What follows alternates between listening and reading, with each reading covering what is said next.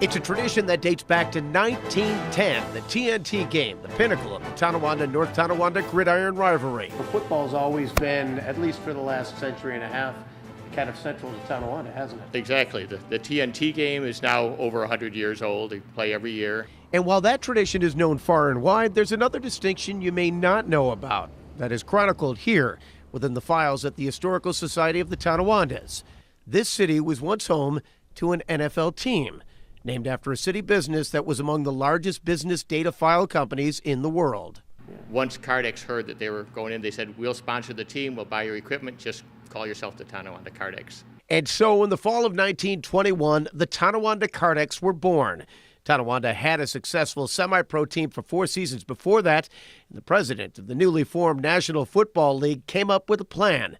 Pro Football Hall of Fame Executive Director and South Buffalo native Joe Horrigan explains that they wanted to put franchises in smaller communities to give teams in the metro areas like Buffalo and Rochester more teams in their area to play against. Just keeping the larger metropolitan areas more capable of having larger crowds at home and becoming the stronger teams in the league. And the Cardex had reason to be confident. They had defeated the Rochester Jeffersons twice the year before, but once they joined the NFL, they played 1 game against the Jeffersons, lost 0-45, and according to the records, they disbanded and never played again.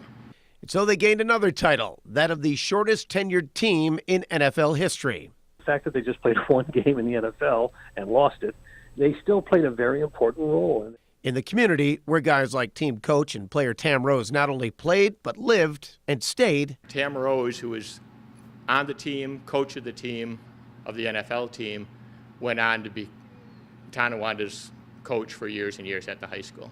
Horrigan says that Cardex and other teams in small communities were important to the league as well. They were a part of a strategy.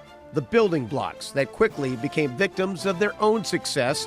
As popularity grew, the need for bigger venues in bigger cities also grew. It was very quickly between 1920 and by 1927, all of the small cities that founded the league were pretty much gone. But they'll always have a home within the unknown stories of Western New York.